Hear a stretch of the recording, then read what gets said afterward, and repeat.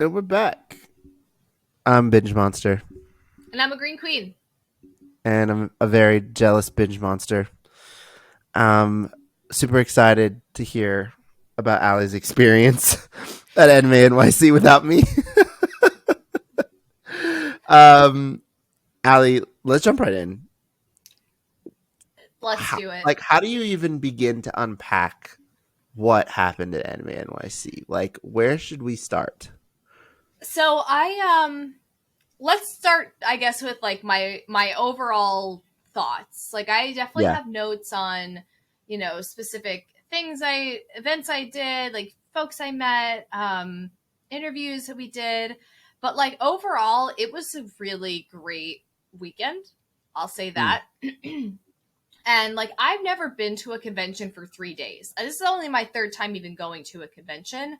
I right. went for one day last year to Anime NYC. I went on Friday, and then I went to New York Comic Con this past year, or this, the one that just happened on Sunday. And then I had bought a ticket for Anime NYC for Saturday because I didn't know if we would be accepted for press, and then we were. Thank goodness. Um, so I will say it is a lot to do a convention for 3 days. Like it just is, and like if you were to go from like start to end, like we did start to end on Friday. We did actually super early start to end. We were there like way before things were set up, way before things were ready. I was just like anxious and like wanted to get there. And then Saturday we were like Friday was a big day, lots of excitement, lots of things running around. So we went like a little later. We went more like a half hour before it opened. And then Sunday, same thing. I think we got there like right when everything opened. Um, but it's definitely a long weekend. Like the people that go and like have different cosplays every day, or if they work it, like the people working there, my heart goes out to you because like it's a lot to go to a convention. There's just so much happening. There's so many people, even just the walking around, like, it just can take a lot of take a lot of energy. And so like it was really fun. I got to do a lot of really fun stuff, but we definitely had to take breaks where we had to take breaks. But what was good about this year, so it really did not feel crowded. Like, and Mm, I think every single day, like I think Saturday was of course like the most crowded. Like there was definitely a good chunk of people there, but it really didn't feel crowded. And I'll be interested to see how many attendees they have, by the end of this, or if they ever put out that number. I'm sure they will, mm, because last year, I was just going back through the previous years. Last year, they had 53,000 attendees, and it was mm-hmm. really packed. And then, of course, 2020, they didn't have it at all, but 2019, they had 46,000. So, and then it basically went up about 10,000 folks from 2017, which would have been the Mm, first year. They had like 22,000 people. So, but this year, I honestly like it must have been closer to like 46 or 36 mm, attendees because it was really not that crowded, which was really great. And, they had mask protocol, but like not a lot of people wearing masks, which I can understand, like, because mask mandates aren't a thing right now in New York. Like, you don't right, need to wear a mask, especially if and everyone that was going had to show proof of vaccination or a negative right. COVID test. So, obviously I feel fine and didn't catch it. But last year was a big Omicron variant came out there. But otherwise, like there was just everything felt very spacious. Like it was crowded, but not overwhelmingly like we're sardines crowded. There was a lot of things to see. There were like really, really awesome displays. They had a big like One Piece Luffy display. Aniplex had a huge booth, like multiple booths. Like there was like it felt like a whole quarter of the thing was just Aniplex, with just like Right. I guess all their different properties. They had like a show that was like they have like those like big. There, it's like a I don't know. Anyway, they would do like a Demon Slayer show with like the big little plushy things, and they did like poses, and that was cute. Crunchyroll had a big display. Viz had a good display. I saw similar things that I saw at New York Comic Con. It kind of felt like they recycled some things on both fronts, but Yeah. that's fine. Makes sense. High Dive had a really great pop-in booth. I stopped by the Yen Press booth. Where else did I stop by? There was truly so much. Oh, the Gundam Expo was huge. They like set a world record that you know that day. I'm not really into Gundam, but alas, What was the world um, record? Do you know? it was for most people building a Gundam at the same time. I'm not even kidding. And I forget all the Best Boys attended. Our friends at the Best Boys podcast, they attended and they were like part of the world record and they were Yeah. funny. They were saying like, and now you can only refer to me as like record holder, like Guinness World Record holder, Best Boy, so and so. I'm like, you guys are the best. Like I just love them. But yeah, I think you will have to like buy the same Gundam and build it at the same. I don't know. I didn't know anything about that, but I just know that Yeah. happened. I wonder Um, if like I wonder if the I don't know, the recession and just the flow of people that left New York City during COVID have still not all returned. I mean, like myself included, I haven't returned yet. Just wondering, like, because like this is the first big con besides Comic Con anime related back in New York City, so that is somewhat surprising that it was a smaller crew of people that came than the other time. It'd be interesting to see kind of like why that is, because I mean it's not like interest in anime is waning by any sense. So that's actually really interesting. What I mean, I'm just curious, like what between Aniplex and oh my gosh, what were the other ones? Was Crunchyroll, it Toei? Viz. Oh, Viz. Oh, Like Toei, yeah, Toei head. which was like clearly the most um I don't know, like populated line area.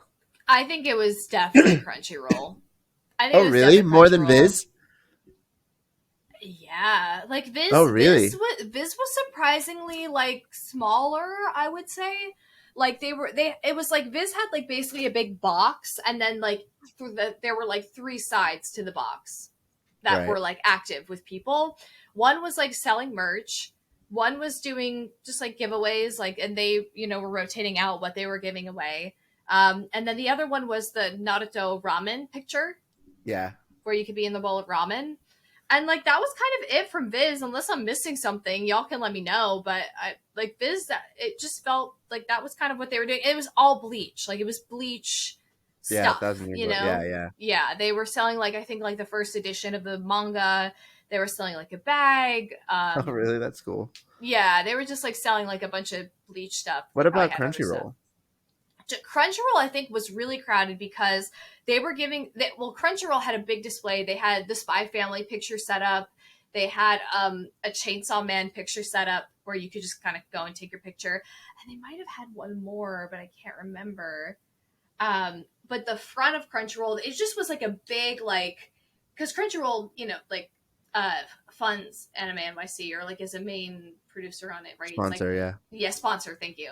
AnimeNYC sponsored by Crunchyroll. So like their setup was like a kind of like a web, if that makes sense, but it was just like a big like outward display and you would kind of like walk under, but they were giving away tons of like freebies, like paper freebies. Like I saw people walking around with like a little hat thing that was just paper that you could make that was like Anya, or like one that was like the chainsaws or like stuff like that. Like they were just kind of like giving away like posters and stuff, and I think maybe that's why it was so crowded. I didn't go for any of that because I was like, what do I do with it after I have it?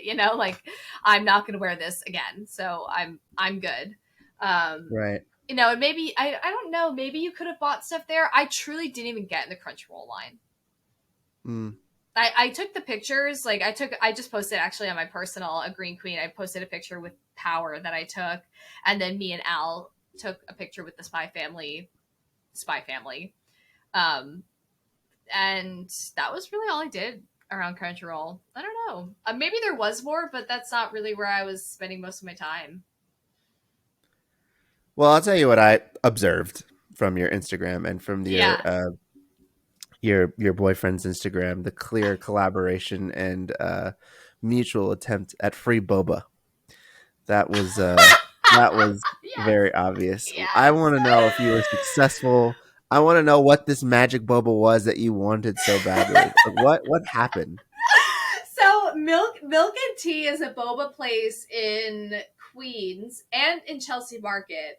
And yeah, we like, they had been putting out like that they were going to be there, and AnimeNYC was like, boba, Milk and Tea is going to be there, and they were putting out. So what was really cool is they were putting out drinks that they weren't necessarily going to have, but you could get at their store, that are based on anime characters. So it'd be like, what would Pochita be as Boba, or what would Lord be as Boba, and Lloyd, pardon me. Oh no, Yoda, yeah, and like stuff like that. And I was like, that's so cool. Like, that's so cool. So I followed them, and I've just been like hyping up their stuff all week to be like, maybe he can give me boba. And it didn't happen. We paid for our boba every single time.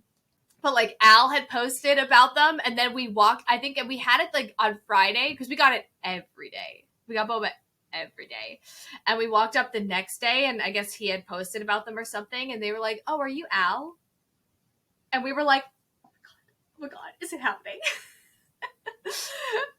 It did not happen though, but it was very good. The first day I had like a matcha strawberry oat milk Anya drink, and I was like really happy about that. But then every other day I was like, I had a coffee boba because I needed it.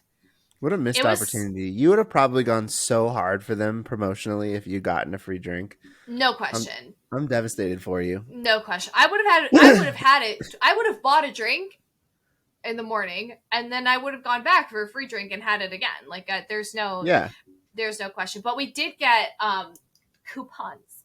We did get coupons where if we go to the one in Queens or the one in Chelsea, we can give them our fancy coupons and get a free upgrade to a large. I'm sure no one else got that day. Yeah. All right. What did you do at Artist Alley? And Yeah. who did you meet? So Artist Alley and the Best Boys were I just listened to their podcast about AnimeNYC, and they were talking about this, and I have some of the same sentiments. Like, Artist Alley, and again, like, I haven't gone in over time, when like AnimeNYC was really small, but Artist Alley felt very like commercial. To me, right? So like, I saw a lot of the same people that I definitely saw last year and that I definitely saw at New York Comic Con. It just felt very like commercial. I saw some like smaller brands, and actually I wanted to shout out, I posted them up on our socials, but Jordan Kincaid, who made this beautiful piece we have here of Spy Family. They have such a cute like Disney-esque way that they do their art, and me and Al absolutely fell in love with this, and so we were like, we need this. And like, I talked to Jordan a little bit about their process and their art and things like that. So there were some really great artists, but the Best Boys were even saying like, they didn't see a lot of like local New York artists, and I think I would say the same. Like, a lot of the people that I saw, were also people that are, super popular on Instagram or, things like that. So I would be interested their credentials or the criteria that they use for Artist Alley. It was still great. Like, there was still a lot of really cool things to look at. Like, I think like my roommate got like an acrylic Sebastian like stand where it's like all clear acrylic, but it's like a picture of him. So that was cool. Lots of stickers, lots of keychains. I didn't shop too much in Artist Alley. I kept it pretty simple. I just took something home from Jordan. Oh, I also got a bookmark, but that was because it had a cat on it, a black cat. I was like, well, need Wow, they that. really knew their target market, didn't they? All they needed to do was have a black cat on it, and I was like, I'll take that. That's funny. Who else Yeah, did you meet?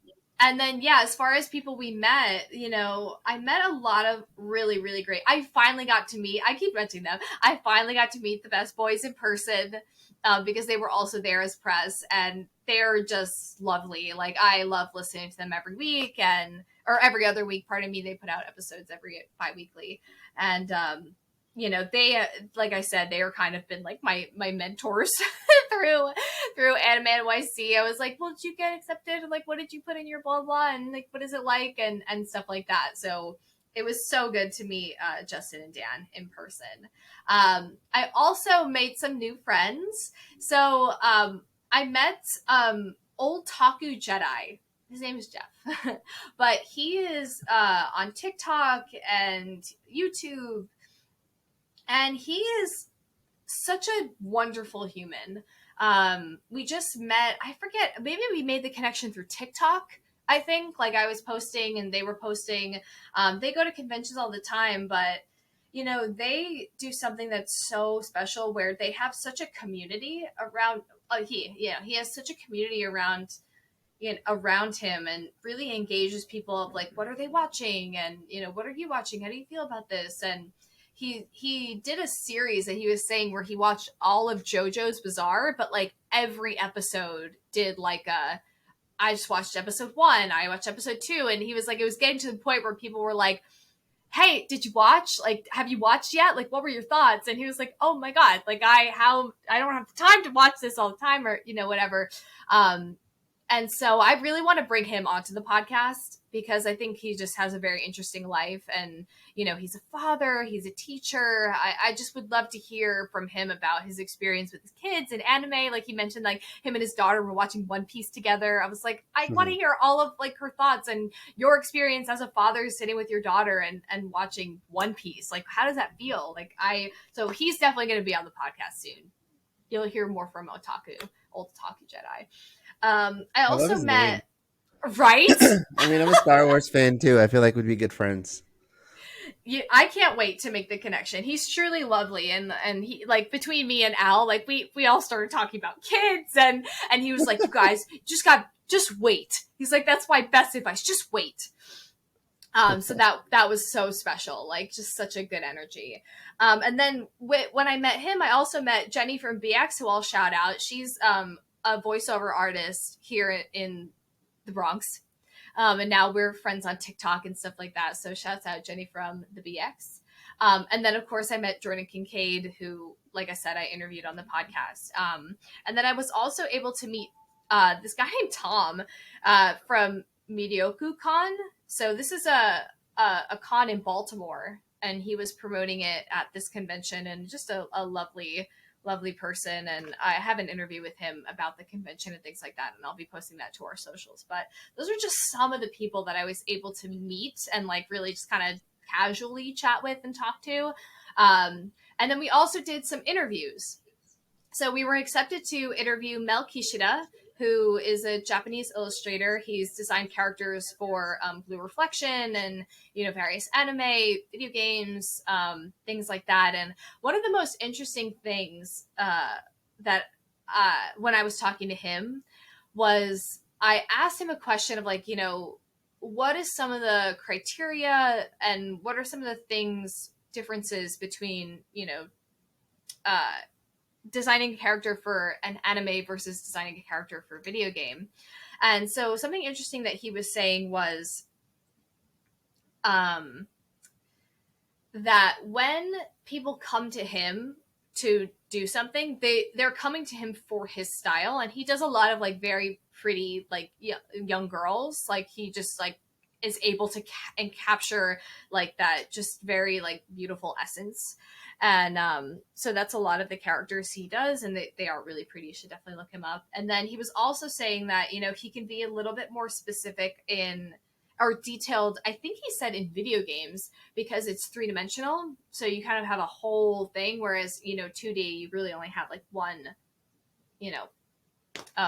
look of each character. But it was really, really cool to be able to hear from somebody who's sort of like boots on the ground. And we also got to talk to King Vader, who, Gio, you would love. Like, you would love this guy. He's so humble and awesome. Like, he really blew me away as a person. And I had watched some of his stuff, just in being in the community. And of course, before I was like, let me watch a little bit more.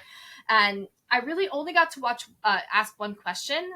So a lot of people, were talking about him in the anime space and being like a young Black creator.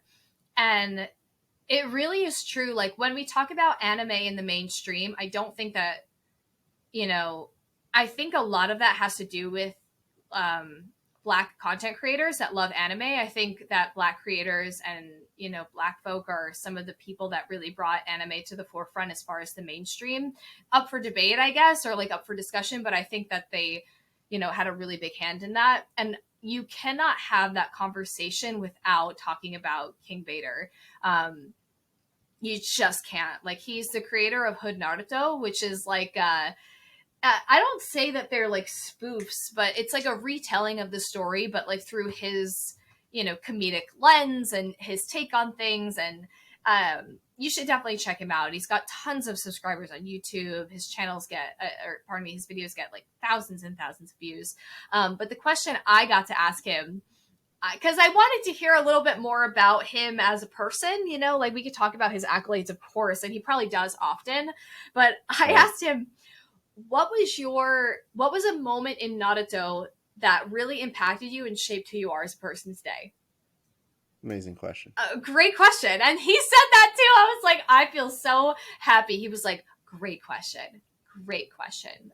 I was like, yes. And he talked about this moment in Naruto in one of the movies, and I haven't seen it, but where Naruto is in a tunnel, in like a train tunnel, and the train is coming, and they have to run, and he has this girl on his back, and he's running with her, and he was saying like even she was saying to Naruto like there's no way you can do this, blah blah blah. And Naruto, of course, in Naruto fashion, along some other lines, says like, "Well, I will, and I can believe it."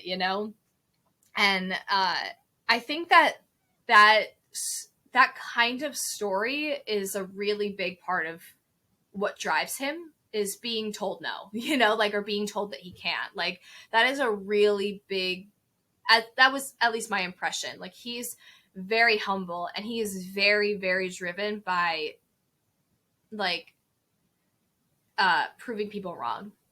Like, that's what I think, at least, like, in his energy. And I think, you know, it is inspiring. Like, it is inspiring of like, oh, well, like, maybe it's, oh, how do you do this, or how do you do that? Like, you could never do that, you're so young, or whatever. And he's just like, absolutely, screw that. Like, I will direct, write, and create and star in all of my own stuff. And that's what he does. And he was like, he actually mentioned, he was like, I want to be known as one of the like greatest directors of my time, or something like that. Or like, he's like, that was like something that I would, love to strive for, is like being a really amazing director. So I'll go through panels kind of like as they happened in my week. So I didn't really attend a lot of panels on Friday just because I was running around with the interviews and stuff. And it was honestly hard to attend panels. Like, I wanted to attend a lot of panels that weren't like reservation required, or weren't like mainstream top billed panels, but were more like community panels. And I really did not get a chance to, just because, like, with the bigger panels, they're at a certain time and you have a reservation, so you have to be there. And then with that, it's like, I have to get in line earlier too. Like, I was waiting in line for like Hajime Isayama before it started for an hour. And I was still not the first person in line. And like, that eats up time. Like, some of these things are back to back. So I don't know. I was really sad about that. I was like, if we were together, we maybe could have split our time a little more, and been able to attend more things or report on more things. But like, so many community ones I was really sad I missed. But the big name ones that I went to the High Dive panel, where they basically talked about, some shows that are already on High Dive. Of course, they mentioned Made in Abyss, and they mentioned like Akiba Maid War, and some of the ones, and your boy Kong Ming. Never forget your boy Kong It's a Ming. sleeper. It's a sleeper. So they talked about that, and they talked about High Dive. I think High Dive is really up and coming. Like, they're making such a push, and they really already have a catalog that has a little bit of everything for everyone, which was kind of the highlight of this panel. Like, they were like, we have something for everybody, and we're only $5 a month, no ads. Which, like, to have access to that, Crunchyroll, I think, is like, what? How much is Crunchyroll now? I don't 15? even know. Oh, Maybe. really? Yeah, I don't know. But like, it for instance, like, I just had to buy Hulu for Bleach, and that's $15 a month, for no Yeah. ads. And like, I'm sorry, I'm not watching ads. Yeah. I'm not there. If they paused Bleach at any point to show me a fucking ad, I'm throwing my TV across the room. Like, I'm not doing it. I'm not doing it. I thankfully have the means, and I won't be watching ads. But anyway, High Dive, $5 a month, completely ad free. And if you were there, they were giving away a free month and a commemorative pin if you signed up too. So I was like, that's such a deal. But some of the things that they announced for their winter season was, these are ones that they mentioned. They mentioned a lot, but these were three that I was like, I would watch that, and I'm gonna watch that.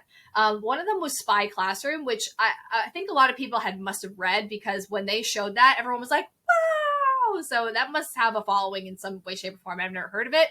Have you heard of that, Spy Classroom? No, It's no, I haven't. it's it I never heard of it, but basically, from what I'm understanding, it follows um this girl. She, is joins like a spy school, and then gets, put into like this spy group. And the group, from what I think it's like a comedy. The group doesn't seem like it's like the most elite spies.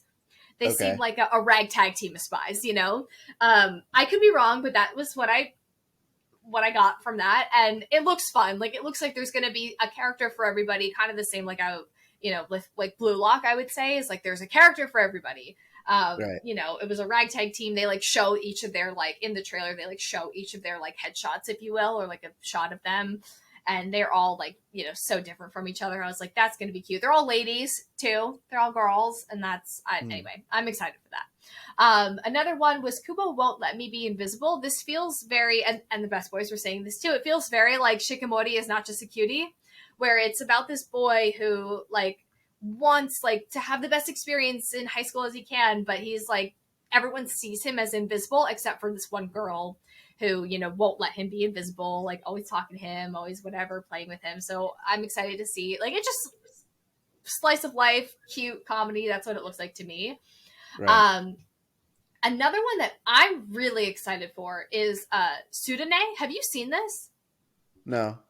So Sudane is an anime about Kyudo, which is like Japanese archery, Mm. and they announced that they'll be putting out the second season. But Hmm. Gio, it looks so beautiful. Yeah, like a It looks Shinkai series. it Beautiful. looks it literally looks so freaking beautiful.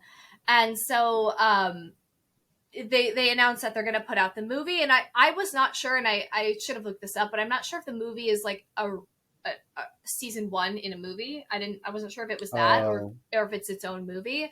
But right, from what I'm understanding, in season one, the main character like falls in love with the sport again, and then season two, I guess, is like the continuation of that story. Probably a big struggle that they'll have to go through, etc. right. But I want to go back and watch the first season, because they have the first season. They have a movie now, or they're going to have a movie, and then they're going to have the second season. So that's definitely on my list. So It that's from is, Hyde. Sorry. as a sport, it is just like absolutely beautiful. Like it's hard to just call it Japanese archery and like leave it at that, because it like Mm-hmm.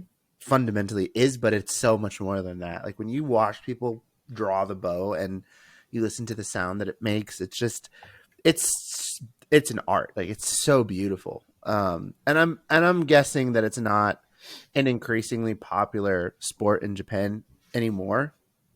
Obviously, like this kind of archery was a predominant means of military might in history. So like I'm assuming it was a lot more popular back in the day, but like if an anime can bring attention to this beautiful form and encourage more people to explore it, that justifies it all on its own, and it's worth watching. It is stunning, stunning. It really, like, feels like it's going to be that kind of anime that takes something that we just see from the outside and gives us as the viewer like such a different perspective of like being in it, you Right, know? Um, so I want to go back and I want to watch that whole thing again. of course. And they announced other stuff. Like, they announced this other anime that's based on a manga that's popular, where it follows like the dog of a person. Oh, interesting. But it looks cute. It looks a little bit like I'm gonna see like maybe questionable things from like the dogs, or maybe he gets reincarnated as the dog. I don't know, but like I don't know exactly. I forget, but it didn't excite me, but I know it has a following, so I'm mentioning it. Sure. Yeah, but anyway, if you don't have high dive, like, uh, listen, get it. I don't know what else to tell you. Okay, Um, let's stop playing games here. okay. Not that we were playing games this whole time, but let's talk about what we really need to talk about. How was it meeting your favorite anime creator, Hajime Isayama? What was that like? It was definitely like I struggle to say things because I'm like, people are gonna listen to this and think that I'm so crazy, but like they've been doing that my whole life. Like I don't know, like I'm precious about things, and so this was a very very precious time for me. It was like incredibly humbling, and it was very like surreal. Like and people can say what they want. They can say what they want about me, but like AOT had such a an effect on me just as an art form, like as a piece. Like it really captivated me. I was able to dig through all these layers and see the story at the core, which I think is a gift and a privilege. Um, and I know that AOT is not for everybody, and I always preface whatever I say with that because I'm always afraid that people will be like, how can you like such a disgusting anime with these babies? And like, who could ever come up with that? And I'm like, it's like, I like it because it's taking something that is unfathomable and it Mm. weaves in such a complex, layered story with full characters on every end. And, that's why I love it. Yeah, It took something that I could never have imagined and it made something, where I wanted to be them, or like I wanted to play them. Like I'm an actor, and that of course like I want to play in movies and things that are unimaginable and groundbreaking, and so all of I'm that there. I'm I'm just gonna say the obvious. You don't need Yeah, to justify your love for AOT to anyone. I I know. just want to I just want to acknowledge that AOT is phenomenal, and anybody who listens to you and listens to the passion that you have for the anime and doesn't understand it never will, and there's nothing you can do about that. Yeah. And yeah, you don't know an excuse to anyone. AOT is phenomenal, and you're phenomenal. So I want to know what I want to know is when he walked in the room, what happened to you? Did you Gio, feel it? Did you, or was it kind of like, oh, he's just kind of like an ordinary guy that just happens to be brilliant? Like, what was it like? it was a little bit of both, right? Like he definitely carries himself not like he's the most important person in the room, even though he clearly was. Like he Yeah. was the most important person the whole weekend. Right. Sorry. Like Yeah. he was. And does not carry himself like that. Like does like just walks in very very grateful, very humble, and like obviously he is speaking Japanese and I know very limited Japanese, and so I don't know everything that he's saying, but I could get the essence of when he's speaking, what Right. that's like. And he's as a person very I don't want to say that he is small because he's not, but like it's the essence of him that's like he is taking up exactly the amount of space that his body takes up. You know what I mean? Some people walk in and they're like, "Oh, I'm Yeah. here," and he's not that guy. Yeah. Like, not that guy. Um, but when he walked in, right, the I forget his name. Oh, the person that works for Kanansha, I think his name is like Ben Applegate, but or Ken, maybe. Sorry, I'm forgetting your name. But he announces Hajime Isayama and Gio. There was a full 30-second standing ovation in the room. Like it was one of those ovations that, whoa, he's here, oh my god, and he's really here, and we're all freaking out again. Like it was like it was so good to be in a room full of people that get it. That get it and are really excited. And I was sitting fairly close, which was great. I think I was in like maybe like the sixth, maybe fifth or sixth row. And it was just like so exciting. And then, he sits down and they begin the interview, and he like I said, his frame is a little bit smaller. You can come for his hair if you need to. Some people were like, he looks unkept, and I was like, it looks like it's done. It's just like, it's like a messy vibe. Like, it just, that's what it is. Like, clearly you only have one view of what hairstyles are supposed to look like, but like, Yeah. his hair was curly and wavy and it looked done. And he was just in all black, like nothing flashy. Um, but you can kind of tell, like, because later on in the interview, he talks about, that he would only, like, especially nearing the end of Attack on Titan, he was like, I was only sleeping for 2 to 3 hours a day for months. And Yeah. I think that must have taken a toll on his body. Yeah. Because, it's not that he looks tired, but he looks like a man that, needs to rest. He looks like he deserves rest. And it's funny because I forget how it came up, but he was like, or he had mentioned like going to the sauna. He was like, go to sauna. And he like even gave that as advice for people of like, I think everyone should go to the sauna. And I'm like, that must be like his one man place of peace. Yeah. Is going to the sauna. But as far as what he talked about, the creation of Attack on Titan, his early days as like a mangaka, because this is really like, I think everyone says like, you could look it up too, like he's written one other thing besides AOT, or but he had submitted AOT somewhere and they were like, absolutely not. And then he submitted it one other place, and this is the story, this is always the way it is, right? The one last chance where people are like, all right, if this audition doesn't go through, or if this thing doesn't happen, then I'm gonna give it up. And this is what happened to him, right? He's like, if this publisher doesn't accept me, I'm done. I'm gonna go. And Kodansha, of course, is like, yes, and starts to publish AOT, and it turns into what it is today. And they had asked him questions about like, where did you get this story from? And he mentions this book called Kaiju. It's by Kiyoshi Yamashita, and it's a children's book. And I know, it's a children's book. Did you know how AOT was going to end from the beginning? And he was like, yes and no. I didn't know how it was going to end, but I knew that I wanted it to look like this. This is how and I'll post this for everyone when I post this to YouTube. But he was like, I wanted it to end like this. And like, for me, first of all, it's terrifying. A children's book, and it's terrifying. But it's like very rumbling-esque, right? It's so the rumbling. It's Yeah. so the rumbling. Like, Interesting. right? Like, and all the, obviously, look at the kaiju. They're all different. There's this one. There's one like that, like a spider, a snake.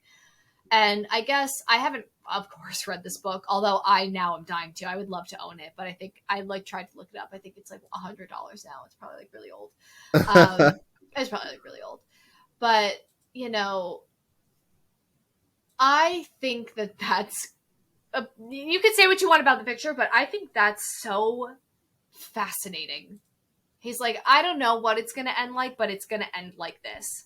And like, you can kind of tell that he did have an idea. Like, they asked that question having to know that he had an idea the whole time. Because you can't consume this story over now 4 seasons and a movie, soon to be, and not know that he had something the whole time. Yeah. Like, it was just like, it was just so like, again, like surreal to hear him speak about that. Like, it was just so like, everything about AOT to me is like, I love the discovery. And so like this moment felt like that. I was like, oh my God, because of course. And like, when you look at it, it's just like the process, everything was just like, it blows my mind in a way that's very, very exciting to me. And yeah, he mentions like, oh, where did you get inspiration for some of your characters, and how was it introducing, you know, the Marley characters to the story? And I think you might have seen it everywhere if you've watched this. It was like posted seconds after I left the panel, but like, you know, he got inspiration for Gabby from, oh no, I forget where, from another show that we would know that I can't think of. Maybe Shameless? No, no, no, no. What? Anyway, and then he got inspiration for Falco from like Jesse from Breaking Bad. Oh, Arya. Oh my gosh. He got the inspiration for Gabby was Arya Stark Oh, that from Game of hurts to hear. Thrones. That I hurts to hear know. because I love Arya and I I love fucking hate Arya. Gabby. I know. But when you think about it, you're like, of course they do have the same values. They do have the same Sure. values, you know, like. And the thing is about Gabby is she was doing what she's been always told was right. Right. Personally, fuck you. Yeah. I'm still Intellectually mad about. speaking, Never mind. I don't want to spoil it for anybody, but she kills somebody I really fucked with. Most importantly, she's the one person that I really resonated with in this whole story. I was like, that'd be me. No question. oh man. But it was just awesome. I think I'll be talking about it for a very long time. You know, Yeah. still like remembering and unpacking all the Wait, I just things. remembered that on the podcast I asked you to zoom into his face. Did you do it? Gio, I did it. Yes. Oh, well, we have to see that. You have I to did like it. you have to I'll put it I'll in on this video. I'll put it on this video for sure. Oh my god, I need it. I totally did. I was like, I have to follow the rules. And the rules are I have to do this. I totally did. Yeah. I'm going to see if I can quickly show you. Sorry, you can edit all this nonsense out. Wait, so we did Disney and then we did AO and then I have had a hell of a 3 weeks, not going to lie. Okay, this is Saturday. I know I did it. Yeah, so Yeah. you weren't allowed to take photos or pictures. Why is it like fucked up? Oh, really? You weren't? Yeah. So this was super See low how key. he it was so low key, and then I tried to get him and I couldn't really do it. I like couldn't really see him. He's like here. Mm, But like I had to do it because there were people running around being like, watching. do not. But like, yeah, so I'll post this and hope that they don't come for me. But yeah, it is the kind of thing where I still don't understand how that story came out of him, but like knowing the book and like seeing that and seeing like just obviously the clear drive of inspiration, and that's how like creatives are, right? Like that's how Yeah. some of the best creatives are. It's like something just captures them, and then it's like I need to do this. I need to do like I get that way. Chanel was saying, my roommate, you know, I was reading something or like I had seen a scene in like Naruto, and I was like, I need to like do this scene. Like I just need to like be this character. So like she like read with me for like a scene, and like it went nowhere. I just was like, I need to act in this scene right now. I know it's hard to move on from Hajime Isayama, but we are running out of time. You attended a really interesting game improv something. I don't even know. I What had was no that? I had no idea what it was, but Felice, our friend, the Scarlet Feather Co., was like, you gotta go. It's so fun. We got tickets and we went, and it was called Lava Live.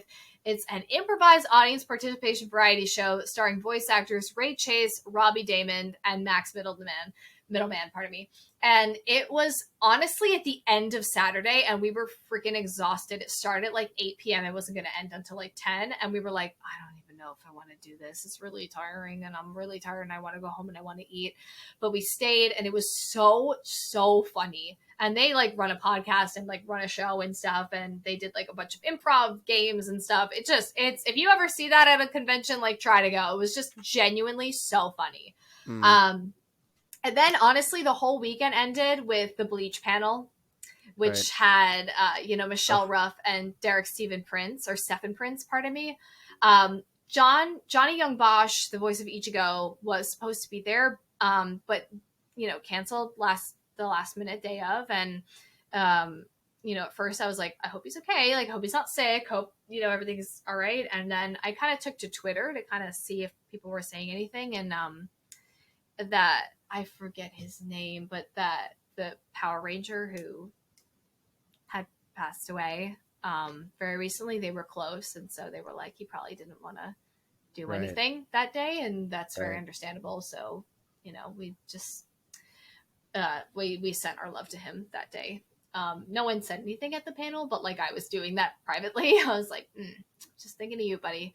Like, Yeah. totally fine. But the voice of Rukia was there. The voice of Uryu was there. They were like, the biggest thing about that was that they love Bleach, and it was so good. I love that. Yeah. They love Bleach. Like, Michelle Ruff, forget it, is the biggest Bleach fan I think I've ever met. She was like down. She's like, I'm so Rukia's happy. voice, right? She's Rukia. Yeah. She's Rukia's voice. And she was just like, I'm so excited. I love Bleach. Everything's amazing, yada, yada, yada. And they knew a lot about the show. They loved the show. They gave advice to fans. It was great. It was just a big celebration of Bleach. And then we watched episode 3 of this Thousand Year Blood War arc, Thousand Year Right. Blood War, in English dub, and it was awesome. It was actually cool because they have speakers like around the whole thing, so it was kind of like Oh, cool to hear it in I like guess around sound episode of super. Bleach. Yeah. Yeah. That's cool. Very cool. Well, obviously that's an opposite experience than the one that you had with the Attack on Titan dubcast the previous Oh year. yeah. At least they care and know a lot about their show.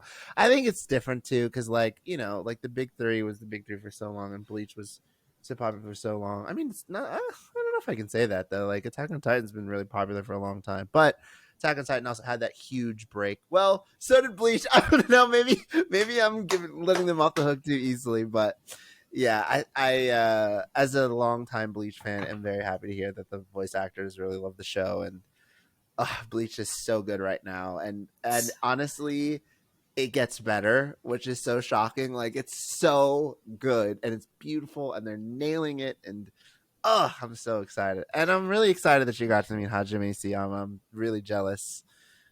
I could have been there too. I'm so upset. But next year I'll definitely be there, and it's going to be great. Yeah. Well, this has been a great episode. I'm Binge Monster. And I'm a green queen. And look forward to next week's episode.